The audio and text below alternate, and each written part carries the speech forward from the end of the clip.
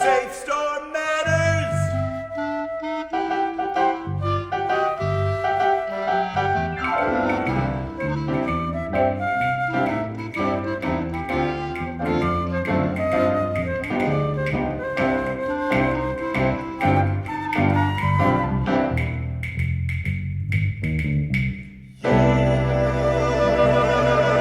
Hi, I'm Marty Cohn, and welcome to episode 11 of SAFSTOR Matters, a program that features activities at the Entergy Vermont Yankee facility.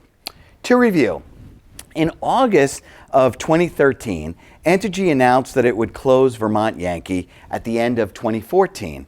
That occurred on December 29th, 2014. By mid-January 2015, all the nuclear fuel was removed from the reactor and placed in the spent fuel pool. VY certified to the NRC that the reactor had permanently ceased operations and was permanently defueled. A lot of work has been done to transition the plant and organization to support long-term storage prior to full physical decommissioning. We started out in episode 1 with an overview of the decommissioning process. In episode 2, we talked about the emergency response organization. In episode 3, we talked about the dry fuel storage. In 4, the economic impact of VY closing. In episode 5, what was going to happen as part of decommissioning over the next few months. The main Yankee experience, one that was considered the gold standard before Vermont Yankee, of course, was featured in episode 6. The impact of VY closing on a host community was on episode 7. Episode 8 featured Entergy Vermont Yankee Site Vice President Chris Wamser giving his perspective. The site's accomplishments in 2015 was reviewed in episode 9. Episode 10 discussed VY's dry spent fuel storage. And today, Rod McCullum, Senior Director, Used Fuel and Decommissioning for the Nuclear Energy Institute, will talk to us about proposed changes to NRC's rulemaking for decommissioning. Welcome to the show, Rod. Marty, thanks for having me. It's always a pleasure to travel up to Brattleboro. Truly appreciate you making the trip. Just so we make it clear, what exactly is the Nuclear Energy Institute? Well, we are the trade association of the commercial nuclear industry in Washington, D.C. That's where I work. Every industry, cause, group of people that think alike has some sort of association or institute that represents their interests in Washington. If you ever wondered who's in all those buildings besides the government, it's amazing the number of folks that do these kinds of jobs. NEI is unique amongst trade associations, though. The nuclear industry is different. We always say that anything that happens anywhere in the nuclear industry happens everywhere in the nuclear industry. When something happens at one plant, the other plants respond to it. It's part of our culture. And so there is a tremendous amount of gatherings of industry, and it's the plants, it's the folks in the medical end of the business, the suppliers, international. We bring the industry together, and then we go out and what they tell us, we represent that to various government agencies. I primarily work with the Nuclear Regulatory Commission. We work with Congress. We work with the national news media. So if the industry's interests are to be heard, it tends to get heard through NEI, the Nuclear Energy Institute. So how does the NEI work with the NRC? Early and often. The nuclear industry, and I think some people feels that obviously it should be this way, is probably the most heavily regulated industry in the country. The Nuclear Regulatory Commission, it's 5 commissioners appointed by the president. Right now there's 4 because there's a vacancy. They have 3,000 employees that look at every aspect of nuclear power, of things outside nuclear power, any kind of radiological sources, that type of stuff. It's almost $1 billion budget. And what a lot of people don't know is regulations don't just happen. The entire process of making regulations has to involve the knowledge of what's being regulated, and that comes from the industry. So there is a tremendous amount of discourse, negotiations, interactions, correspondence going back and forth between the industry and NRC, and the part of NEI I'm in, that's what we do on a full-time basis, is that we are on the other side of the table from NRC, negotiating and interacting over various regulatory matters that affect the entire industry. So right now we're hearing about this advance notice of proposed rulemaking. What does that mean? It's something that every government agency does, and I think that that really is one of the great things about this country, is that our regulatory processes, our government processes are all very public. That is what makes America great. Politicians are all saying it's something now, but I think that's what it is. And the first step in those public processes is a government agency says, hey, I'm thinking about making a regulation. Public, what do you think? That's an advance notice of public rulemaking. It's the first step. So why is there a need to improve the regulations for decommissioning? Well, overall, at large, there isn't. The regulatory structure that's in place for decommissioning is very robust, and it's been tested. We've safely completed the decommissioning of 10 commercial nuclear power plants in this country with available funds. Those plants are down to the ground. Of course, we can talk about later the nuclear waste is still stored there. That's a whole other ball of wax. But so the regulatory framework governs how you tear a plant apart, how you ship off the low-level waste. It governs all the aspects of that with one exception. And that is what happens in the transition between an operating plant and a decommissioned plant. Right now, you have a situation where the operating plant requirements still apply until you seek exemptions or amend your license to get down to requirements more appropriate for a decommissioned plant. Obviously, you don't have the risks associated with an operating reactor. You don't have the need to prepare for a reactor accident because there's no longer an operating reactor there. You don't have the emergency preparedness requirements that go with that. But you have to seek exemptions first. What our industry is saying to the NRC is that we want you to do a limited scope rule to address these inefficiencies. We think you have a regulatory basis for doing that because there's been 4 plants that have recently shut down. Actually, it's 5 reactors at 4 sites: San Onofre, Kewaunee, Crystal River, and yourself at Vermont Yankee. And these exemptions have already been granted and license amendments at all those plants. They simply have to take what they wrote over and over again and put it in the rule. We think that's a very important thing to do. So do all the regulations need to be changed? I mean, do we throw out everything and start anew? I mean, no, that would be a mistake, because the reason why we want to see this happen is to make the process more efficient. Right now, you're waiting 12 to 18 months to get your exemptions, license amendments processed. You're spending over $1 million complying with requirements that no longer make sense for your facility a month, and you're spending over $1.5 million to get the paperwork. $1 million on the industry side, $500,000 for the NRC to review it, to get that paperwork. So we really would like to be focusing those resources on decommissioning the plants or preparing for the decommissioning of the plants, and not on essentially filing for and waiting for the approval of paperwork. Now, the regulations themselves, again, we have regulations to govern the radiological protection, the low-level waste, the operations of actually taking a plant apart, storing the spent fuel. The regulations there, we've loaded, you have dry casks and you're going to put the rest of your fuel in dry casks.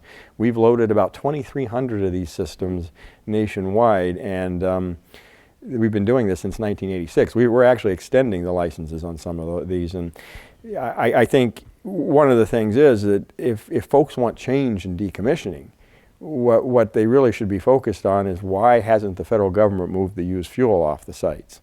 Reinventing the nuclear regulatory framework for decommissioning a plant isn't going to make it happen any faster or any more efficiently. The only thing that you can do to make that process work better is to get that transition phase correct.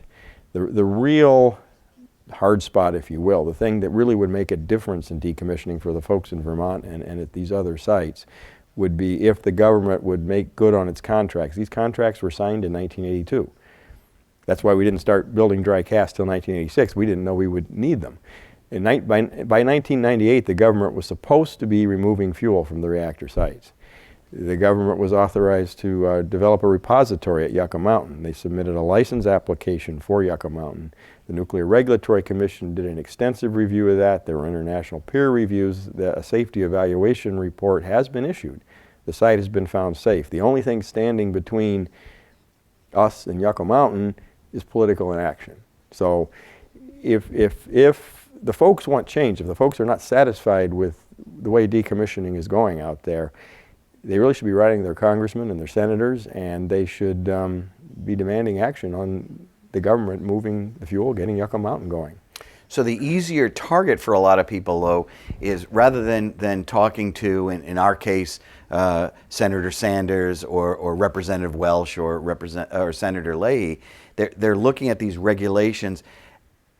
From an industry standpoint, is there a cost savings associated with making changes to these regulations? Would we be saving money to help get to accomplishing our goals of decommissioning faster?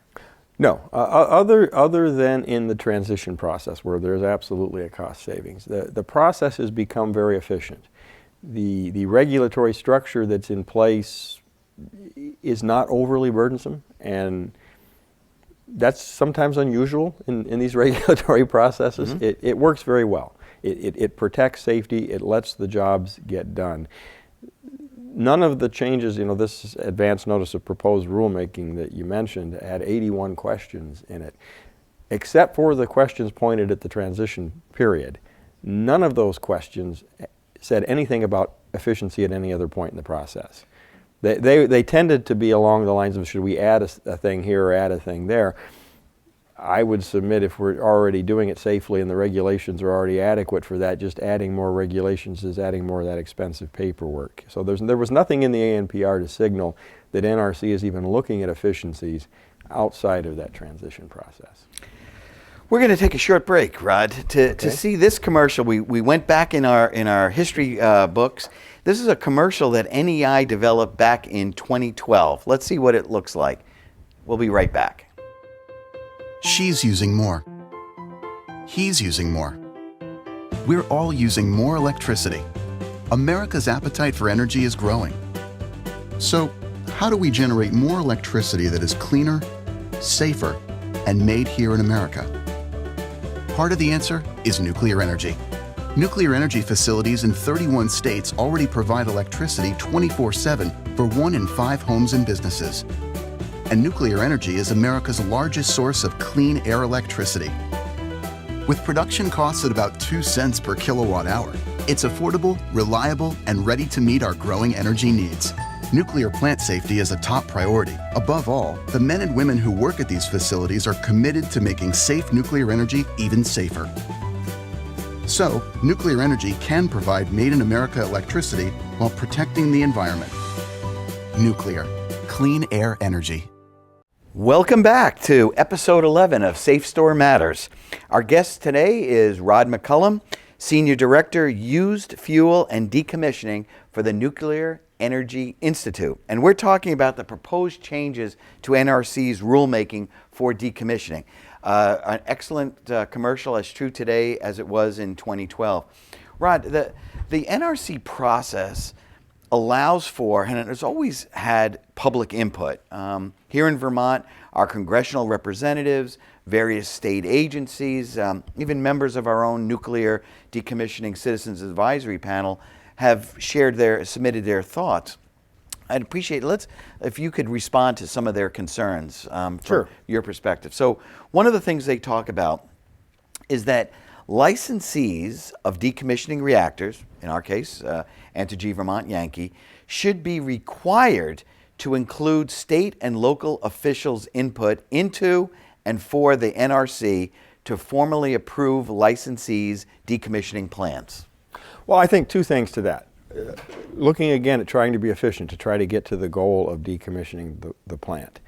You have to look real hard at new requirements that add new steps, new bureaucratic elements and hoops that have to be jumped through. That being said, I don't want to say that public participation is a bureaucratic hoop. It's something very real. As you've alluded to, I think your Citizens Advisory Panel here in Vermont is a model example. I know you interact with them quite frequently. I think NRC's regulatory framework already provides ample opportunities for public input. I think it gets listened to. Out in Southern California, they also have at a decommissioning plant there a very active panel. That panel has had a voice in some of the spent fuel management or used fuel management decisions that are being made out there. What you have to focus on is NRC is a safety regulator. Again, it has a process which is completely open to the public. The public can intervene in that process. The public participates in that process. I don't know at any of the 10 plants that have shut down at your plant or the ones going through it, I don't know of any utility, because you're all part of these communities. You operated in these communities, now you're shutting down in these communities. That has ignored the public input that they got. But NRC is a safety regulator. If you are to ask NRC to place regulations on how the public involvement aspect of this has to happen, for example, on the plans, everything that's in that plan is regulated, and every one of those regulations has a public participation element. Now you place a regulation on the plan. You place additional approvals on the plan. First of all, NRC has now stepped out of its role as a safety regulator, and it's regulating how you interact with your very own community and your very own state. They could do that, but that's not their expertise. Their expertise is nuclear safety. We like to see them stay focused on nuclear safety. We need them to stay focused on nuclear safety. So you get them out of their wheelhouse, you start making these regulations. I think some of the members of some of these panels, I think in front of testimony of the Commission, Kate O'Connor from your Citizens Advisory Panel said she did not favor NRC mandating Citizens Advisory Panel. What she insists on, and I agree with her, is that, although I don't agree with her that NRC should require this, is that if there is a panel that the utility should participate. I don't know one that hasn't. So we need to keep NRC focused on safety regulations. If you put in new regulations on new stages of approval on the decommissioning plan and on the public aspects of that, now you're asking people who aren't experts to review it. Now those folks have to be educated. That's a time-consuming process. Remember, this 12 to 18-month process that is burning $1 million a month of decommissioning trust fund, if you do that, it only gets longer. You get further from the goal that I think the citizens are interested in. So getting to that point, decommissioning funds should be used strictly for statutorily authorized purposes. As strictly stated, I agree with that. You shouldn't be doing anything illegal with the money. I think that the boundaries that are on the trust fund now, the boundaries in NRC's regulations, the reporting requirements, I think those are adequate. I think you comply with those. I think the other plants comply with those. We've never had anybody walk away from a shutdown nuclear plant. And walking away from a nuclear license carries severe legal penalties. So, and they've all been shut down with the trust funds in place. Now, when you say statutorily required, there is one interesting element in that, and that goes back to the used fuel problem. Because the statute, the law of the land, requires the government to build Yucca Mountain. But the government hasn't done that. The government has not sought to change that law to do anything else. There are interim storage projects that would like to move forward, but again, write your senators and congressmen, because that ain't happening yet. But the fact that the government isn't following its own law leaves you with a situation where you now have to spend money. You do sue the government and recover some of it, but nobody ever gets made totally whole in a lawsuit. Because the government's not following its own statute, you have something else you have to spend money on. And I believe it's a significant chunk of what you're planning on spending. So we, and this is part of our proposal, our response to the ANPR, is we would like to see, and exemptions have been granted for spent fuel expenses. We would like to see, and it's ironic, we would like to see what can be used expanded on a rule basis to allow you to spend it for those expenses, ironically because the government hasn't followed its own law. Spent nuclear fuel should be removed from wet storage and placed into safer dry cask storage as quickly as possible. It is safe in both places. There's plenty of analysis that between 2 and 3 months after you've taken all the fuel out of the reactor, it cools. If you want to be a geek about this, the heat curves associated with spent fuel are pretty sharp in those first few days and months. The short-lived radionuclides decay off quite fast, and those are the ones that produce most of the heat. So 2 to 3 months after the fuel's out of the reactor, it's cooled to the point where you can no longer have a spent fuel accident. So the pool is safe. You do want to keep it underwater, but again, at those longer periods of time, the analysis has shown it would be air coolable if you lost the water, which is why we can put it in the dry cask. There's no water in the dry cask. That takes a nuclear engineer to know that, you know. but so they're safe both places. The trend has been to move it faster. It really comes down to what is what's the most efficient way to manage it. You know, you got to think about building out your dry cask storage capability, mobilizing that operation. At the same time, you're trying to do other things to bring the site down into a shutdown status, and you got to do the logistical planning. I will say that's another area that the public has had involvements. I think the plant in Wisconsin is an example where they're moving, I think, much quicker to dry cask storage. Again, not for safety, but because the public wants that to happen, and there's nothing wrong with that. If the utility can justify doing it with the trust fund efficiently, yeah. All emergency preparedness and responses, security resources, and licensing requirements should remain in place until all spent fuel is transferred to dry cask storage. No, that's really at the heart of this inefficiency question. And an important point to make here is I've been talking about 10 plants that have completed it, and I've been talking about all the money that's being wasted at the plants currently going through it. Why is that different? Why didn't the 10 previous plants experience that? Well, the world, those plants were all shut down. I'd love to say this now. It makes me sound old. Before the turn of the century. 4 things have happened since the turn of the century that really changed the regulatory landscape. The first was tragically September 11th of 2001. That caused security requirements to be beefed up at facilities, not just nuclear plants around the country, and as well as emergency preparedness. The events of 2011, also tragically in Fukushima, Japan, resulted in further strengthening of those requirements and adding requirements. You had, in 2010, the federal government walked away from the Yucca Mountain Project. Again, write your senators and congressmen, they can walk back. But that further complicated the spent fuel situation. And then, of course, you had utility deregulation. Entergy's a merchant utility. Now you have to factor in not just NRC's regulations, but all these financial regulations as well. And so these rules have become much more complicated, and it simply doesn't make sense with that level of complexity to protect a reactor that isn't there anymore, because all the complexity we piled on since the turn of the century is all designed to protect an operating reactor. In a nuclear reactor, you're dealing with tremendous energies. Things happen very quickly. Spent fuel just sits there. It sits there calmly. It can, after a couple months, it can sit there dry. It's even self-protecting. If a terrorist tried to get to the spent fuel inside the cask, by the time they're very robust. You had Pierre on before. You know what those casks are like. Good luck with that. But even if he could, the radiation would harm him before he could harm anybody else with it. So there's literally no sense in keeping those requirements in place to protect something that doesn't exist anymore. Site restoration. The site of the plant should be rapidly returned to beneficial use instead of decades after the plant ceases operations, and that licensees maintain or obtain the financial resources necessary to do so. Well, there's reasons not to move too fast. I think when you're dealing with heavy equipment, you want to move safely. You're dealing with cutting apart large structures and large vessels. You don't move fast. You're not going to go much faster than a decade, even if you had all the money in the world. This is not, you don't want to say, I've got money, we don't have to worry about worker safety. We don't have to worry about radiological safety. You move carefully.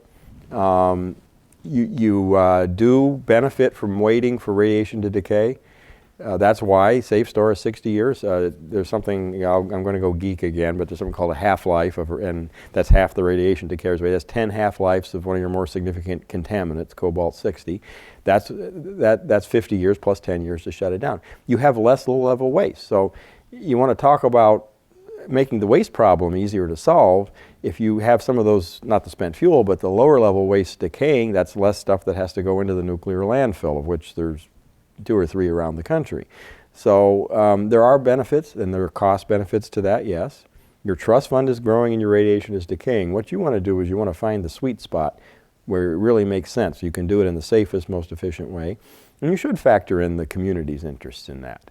That is a discussion that goes on between the community and the utility. The NRC doesn't need to be in that discussion. The NRC has a basis for 60 years being safe. That's the end of their job.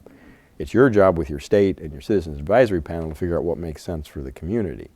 And again, I'm kind of beating a dead horse here, but the real thing that can be done, if anybody wants to expedite the decommissioning process, and by the way, nobody's taken the full 60 years, but if you want to take it from 32 years down to 22 years or wherever it ends up, the way to do that is to move the spent fuel off the site.